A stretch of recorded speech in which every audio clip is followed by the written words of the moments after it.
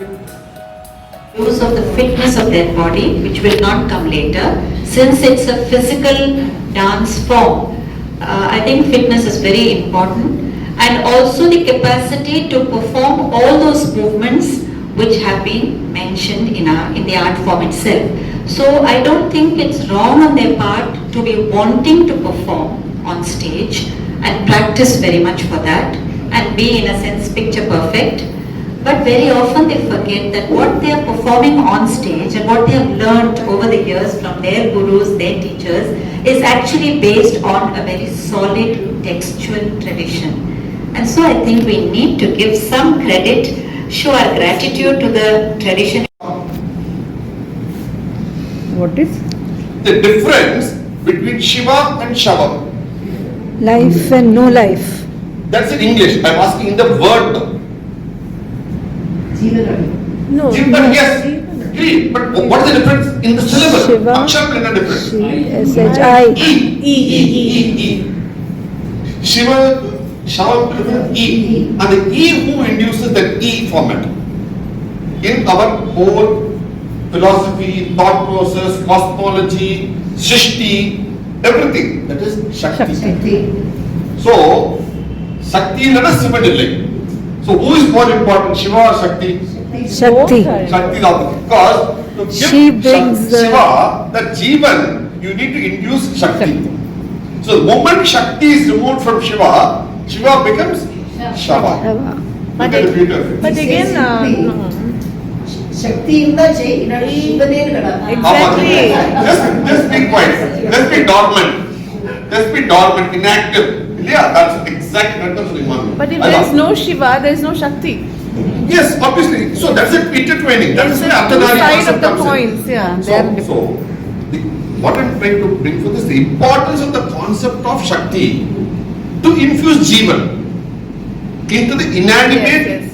becomes animate only when the Shakti comes in. Because till then it's only Jadam. Shiva is only Jadam. Only when Shakti comes in, it becomes Shiva. It's alive, yeah. Jivan comes in. From Jadam it becomes Jivan. So look at these parts.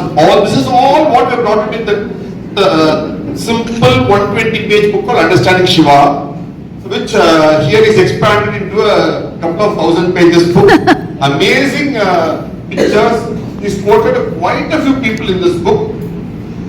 Which he quoted her also, which I saw. It is quoted Jiddu Krishnamurti, Immanuel Kant, quite a lot of people. Amazing work, certainly. So just wanted to bring out, this incident is available as a film. We made about 25-30 films called Understanding Shiva and one hour documentary. It's all available in our YouTube channel for free watching. Those who want to can do that in the Bharatya YouTube channel. So that is the idea of Shiva, which is, see, we can explain this to hundreds of people, which we have done. But what we explain in such simple forms, you can go and explain it in complex forms. Only few people are able to grasp it. And fewer people are able to bring it out in forms, use it. That is one person, Ram Krishna Mani. Wonderful. Teaching, we understanding ourselves, then our teaching, then learning of it and bringing it out. So it's 4 steps forward. So real appreciation to Ram for all this. Thank you so much.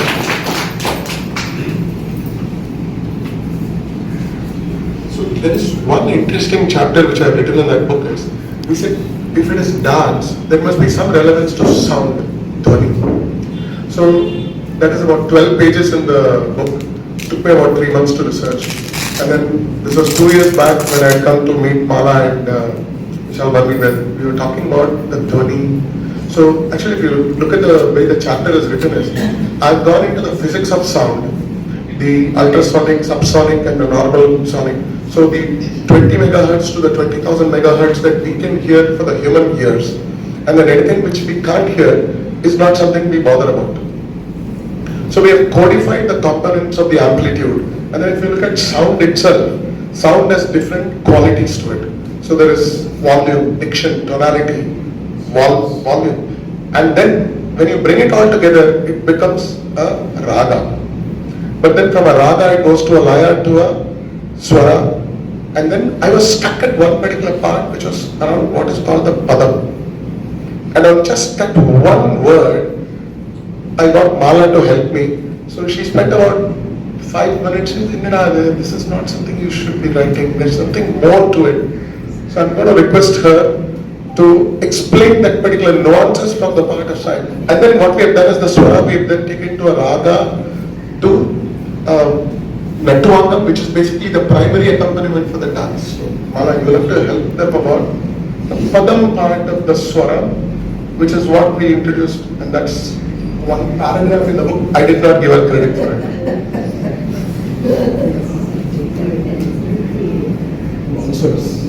That's all I'm hearing.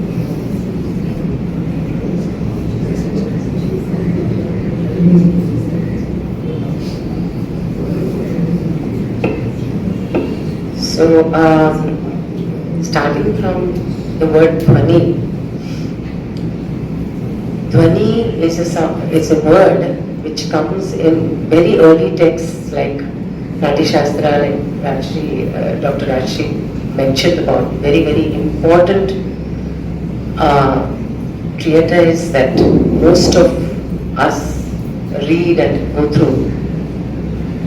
Post which, in a very, very important treatise named Sangeeta Ratnakara, we have the explanation of what Nada is.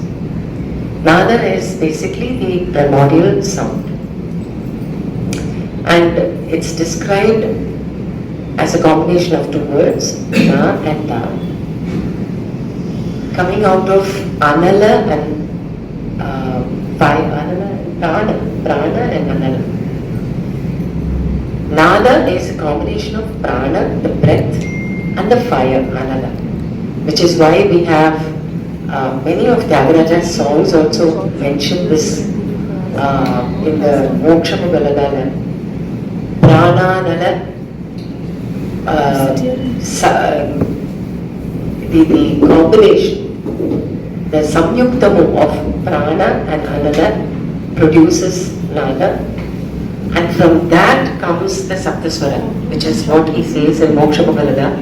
The charanam of Moksha Mogalada elucidates. We've done the astronomy, we've done the whole Ashwini Varni Kartika part, and then I also learned about the 88 constellations. I've actually ordered for a telescope which can self-point on a clear sky to a few. I can now identify one constellation, so 87 to go. So that is the part of the book. Now the climax. So Arundhati, please come this side. So she is one of my gurus in this journey.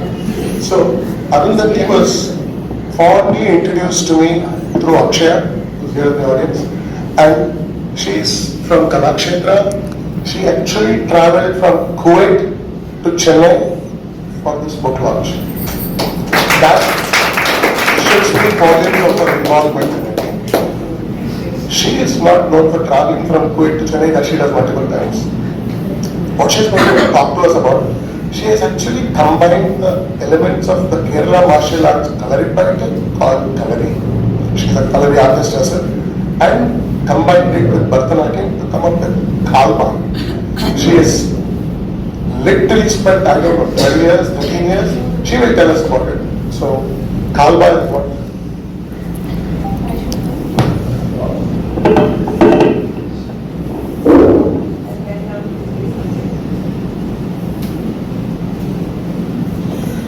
Namaskaram, Shri Guru Bhyo Namah. Good morning, now good afternoon to everyone, and especially to all my elders here. I am so thankful and grateful to be standing in front of all of you, and the gratitude goes to Mr. Ram, how we met. It's a great story. So to cut it out short, I think through my dear student who's also running my branch, our school branch in Bangalore, and Mr. Ram happened to know her, and then she actually told him about that man is working on a concept called Kalpa, which we recently had performances in Kuwait in the month of May last year. So she was one of the dancers from the Bharatanatyam side. And before all this, I would like to say a few words that it is my great honor and privilege that I am standing before you today at the launch of this amazing, remarkable book called Chennai Dance. And this is based definitely on classical dance, especially on Bharatanatyam, keeping Nataraja as in the center point. And Ram has not been from the classical background, from completely non-dancer and not even a performer. And he, through his journey from his previous books, he somehow managed got into the whole dance concept, which is a vast, it is an ocean that which I keep telling to all my students that we are just a small drop of this beautiful, huge ocean. And from there he has brought out elements and chapters on stories, the truth, the history of Bharatanatyam, Nataraja, the scientific side, astronomy, which in our country today, even today, young generations do not know about it. Western culture, they have embraced it. Today in Saudi Arabia, they have introduced yoga and Sanskrit in their schools. Even today, in our schools, we follow French and German. I don't know why. So things like that, when someone from America comes, all the way being an Indian, of course, gets into the whole realm of our beautiful Indian culture, art and dance. So I think it's amazing, and if I get an opportunity to speak to someone like him, I would definitely want to be part of it, because my thoughts and my process, I have spent years and years on a concept like this. This has become my career and my passion.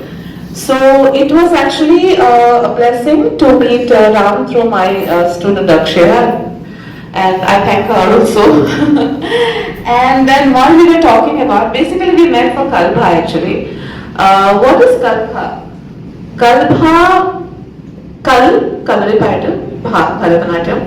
So I am a postgraduate from Kalakshetra, and of course my Bharatanatyam is strong.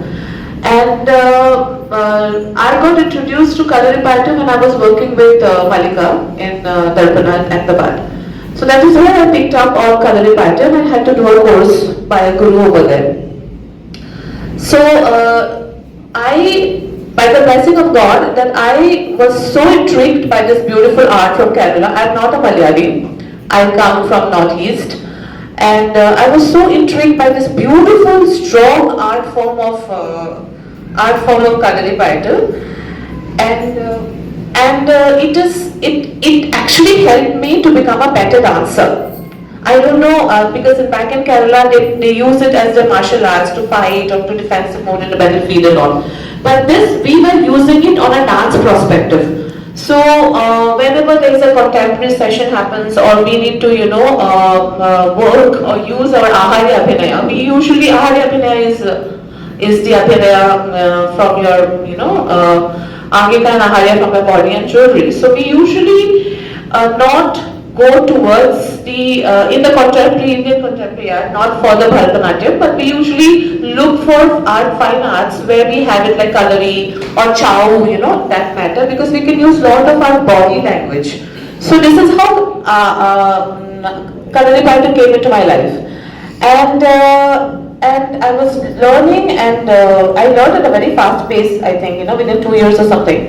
And then I started practicing Kalari on a separate mode and Bharatanatyam on a separate thing, because Kalari was helping me to do my, it helped my body. Whenever I'm in pain, I do Kalari, I was feeling very better. It was more of a yogic point of view. But when I started thinking about two forms of art, and as a third person, when I see both Bharatanatyam and Kalari pattern, I see a very intricate